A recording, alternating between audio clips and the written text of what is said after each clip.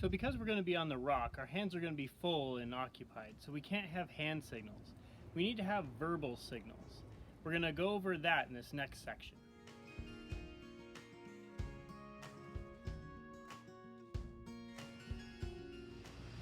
Okay, so we flaked out our rope and we're ready to climb. And the first thing we want to do is we want to do an inspection of our harnesses before we even get on the wall, before we even rope up. We want to make sure that our harnesses are good to go and all of our equipment is sound. So I'll look at my shoes, I'll look at my harness, and I'll have my partner to look at my harness. So is my harness okay? Yep. Is it all okay in the back? Yep. Okay. So my harness is good. I'm going to look at my partner's harness here. So first thing I note is that her shoe's untied. Her shoe's untied, she's going to be on the wall, she's not going to be able to reach down and tie it. This is not like running, you can't stop, you need to do something with it. Next thing I'll note is you can see that her harness is twisted here. The legs are actually opposite, and she's going to want to change that. See, mine's straight up here, hers is twisted. So we don't want to even start our climb until our harnesses are okay. So Jasmine, could you go fix that real quick? Okay, we're back. As you can see, Jasmine straightened out her harness. She no longer has a twist here. We're both straight. And you can see that she's tied her shoes, so she's not going to have to worry about that up on the rock. What you'll notice is that I don't have climbing shoes on. The person on the ground doesn't necessarily need climbing shoes, nor does the person on the wall, but it's better for gripping. So we're going to go ahead and tie our figure eight. Every climber has things that they use to measure rope by. So I basically put out my arm, go to my armpit, and that's where I'm going to put my figure eight. So I'm going to put my figure eight on here. So I have my figure eight, and that's going to go up through my harness here and here. It's going to come back through here. I'm going to keep tracing that figure eight, so I keep this knot about one hand length away from my body. I'm going to trace this back through here, here, and here. So one thing I want to note, so this is a little bit short. So this is not 6 inches out. So this knot is not going to do. I want to make sure that this end is at least 6 inches. So when Jasmine reties this, we're going to double check that she has at least 6 inches here. Okay, I've taken the rope off myself because Jasmine's going to be climbing today. Note that she's secured to both parts of her harness. We have our figure eight here, and she has at least 6 inches of rope. So if you feel this rope is excessive and you don't want it flopping around and hitting you, and you want to be extra safe, you're going to want to tie just a stop knot here, or just a granny knot, to basically make sure that this doesn't go anywhere and this doesn't, when you're moving, this doesn't hit you. Alright, so Jasmine's all hooked up. Now I need to get hooked up. So I have two choices here. I can either choose an ATC or a Gree-Gree. So I'm going to choose the ATC. It's more of a basic instrument for climbing. This one has a lot more safety features involved, but climbers on a budget often choose an ATC, and I'm going to use that as an example here. So as you look at your ATC, what you notice is that there's a climber on one side and there's a hand on the other side. So that's telling you that you need to put the climber part towards your climbing partner, and you need to put the hand part towards yourself. And so I'm going to feed my rope in, so I'm going to pinch my rope. I'm going to push it through here. And so what you'll notice is that it comes through, it makes a nice loop with the loop here. And I'm going to be belaying with my right hand, so I have my rope that's going to come through here. And I'm going to need to secure it, so I have my clip here. So I have my clip. I'm going to clip it through the rope, through the ATC, and through my belt here. So I've clipped all those things. Now this is a locking carabiner, but it also has a gate on it. So I can't close this gate until I have secured my carabiner. So I'm going to go ahead and make sure that's up, and then I can lock my gate in. And so now I'm ready to belay Jasmine here. So I'm all hooked up with my ATC. She's all hooked up with her ropes. We're going to check one more time, because one more check in climbing is always welcome. So we're looking for 2, 2, 2, 2, and 2. So that's 5 2s. Do you agree that you're secure? Okay. And go ahead and check my setup. Make sure that I'm all secure. Okay. So we are all secured here, and we're ready to climb.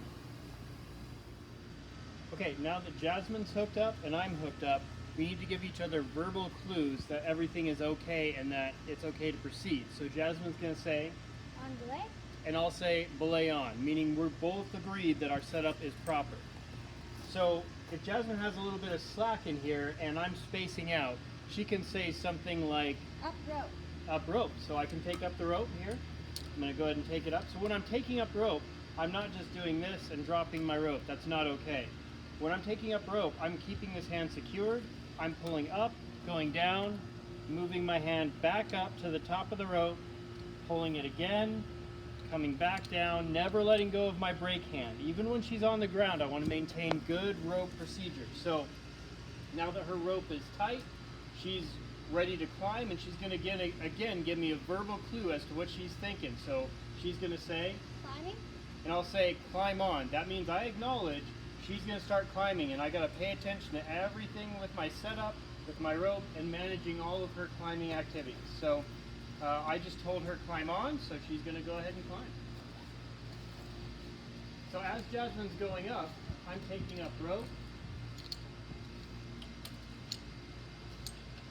And so she is climbing, and if she needs slack, she would say, Slack.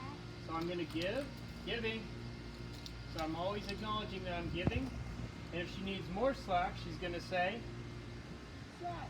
okay, so I'm giving her more slack so she can climb over. So there's a little bit of rope play out here, but if she feels uncomfortable, like she wants me to take rope, she'll say, tension, okay? So I'm going to go ahead and take tension here. So I don't want to pull her off the rock because there's a little bit of a pendulum here. If I take a lot of tension, it's going to pull her this way, so I got to be careful of that. So she's going to climb back over, and I'm taking up rope as it's going. I'm making sure there's just a little bit of tension on here. And she, oh, rock. So if she sees a rock or I see a rock, we're going to say rock. So she's letting me know that there's a rock and it's falling. So maybe she's feeling a little bit uncomfortable here. She'll say tension. So we got tension on the rope. And if she just can't hold on, she'll tell me that she can't hold on and falling. Got you. So she's falling, and I'm going to be pulled into the wall slightly. So her weight is going to pull me into the wall. So I got to be prepared. So sometimes when I pull into the wall, she'll come back down and I'll hit the wall. I got to be prepared for that sort of thing. So if we're both sitting here and we're both getting wonderful rope wedgies, she's gonna ask for slack. Slack. And so I acknowledge that I gave her slack. She's back down on the terra firma, back down on the concrete. And that was a wonderful climb, Jasmine. You're gonna go ahead and unhook your rope. And so I am still holding on to the rope. I still have my brake hand. I'm still making sure that everything is good here, because until she tells me that she's off belay, I'm still paying attention, because she may try and climb again. She may say climbing again, or I may need to, if she was midway through her climb, she'd be heading back up and she'd tell me that. But we're on ground here, and as soon as she's unhooked, she's going to tell me that she is off belay. So she's off belay now. She's going to take out her figure 8. So she's going to undo the last piece of that, because all good climbers take out their figure 8s. So that way the next climber can tie their own figure 8, they can check their own rope and everything. So we have our top rope up right here, and I'm going to pull that out because I'm going to clean the route, and we're going to go back around and take out the top rope. So there's going to be a rope that comes down and could possibly hit us. So she said off belay, and I said off belay, and I say rope, and when she hears rope, she's looking up and she's backing away from the rope area. And so I'm going to take the rope, it's going to keep coming down, and it's eventually going to fall all the way down. Rope!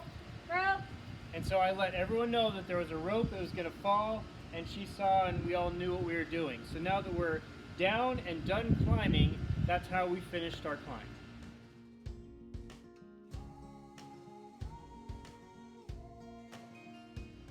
So now we're going to be bouldering. First thing we need to do is do a gear check. So I have my helmet on, and I'm a spotter. So my gear is basically the clothes that I'm wearing. But Dan's going to be climbing here, so he has his helmet on. And the one thing we need to check is that his shoes are tied. His shoes are secured, so we're good to go here. Everything about the situation is on him. So the first rule of bouldering is don't climb any higher than you're comfortable falling. So we're going to be his spotter, Jasmine and I are.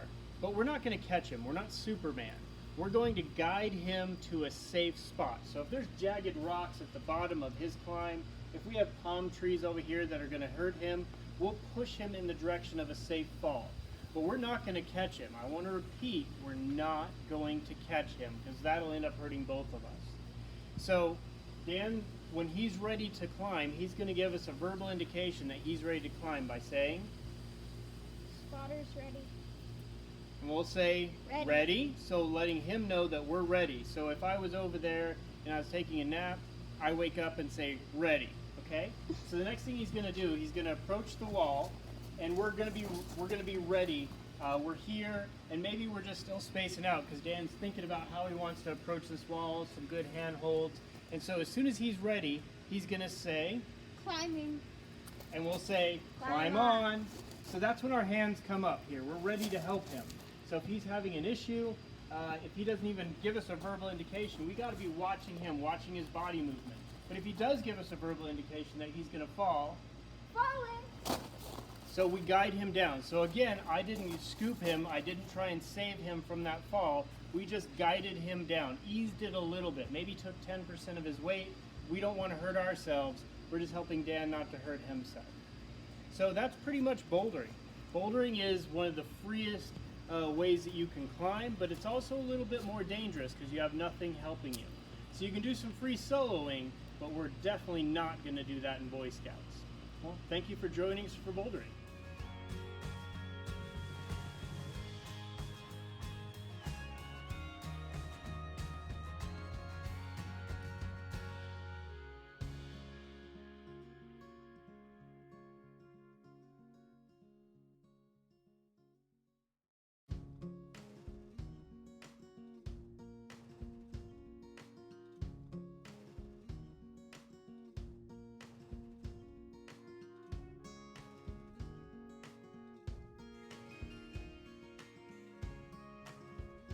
Okay, so we're all done climbing, and the next thing we gotta do is we gotta put away our rope. So when we're putting away our rope, we have to check it for abrasions because depending on our surface and how it hit the rope, we're gonna check it for abrasions and note any nicks or any problems that we had with the rope. So if we're climbing on, let's say, granite and it's very chafing on the rope, we're gonna note that and we're gonna write that down and keep it in our rope log. So if we're climbing on limestone, it's very slippery, we'll note that. If we got some water on a rope, we'll note that. So we're gonna go through our rope and I'm going to wind it back up. So when I'm doing that, I'm checking my rope, so I'm putting it in front of me, I'm inspecting it and seeing it with my hands, making sure everything's round, there's no abrasions, and I'm tucking it behind my head. So again, I'm checking my rope, tucking it behind my head. I'm gonna do this until all of my rope is wound up, and then I'm gonna put it all back together. So if I've had any falls, so let's say I've fallen a long way and there's a lot of stretch in the rope, I'm not going to go into that here, but if I have a fall of level 1 or level 2, I'm going to note that because every rope has a certain amount of falls that it can handle. And after that, you need to retire the rope. You can use it in backyard projects, but you're not going to be climbing with it anymore. The last thing you want is your rope to fail when you're climbing. So always inspecting your rope, keeping it in good repair, and maintaining it is a good thing. Also, if my rope has gotten very dirty, if there was mud and there's dirt and stuff all over it, and you just are not going to just flake the dirt off, you're going to want to take your rope home, run a bath water, and you're not going to put any detergents in, but you're going to put it in the bathtub, you're going to clean it all up, make sure it's all nice and clean, you're going to dry it, you're going to let it hang out and dry, and then you're going to roll it back up, and then you're ready for your next time climbing. But you want to take good care of your rope because it's taking care of you.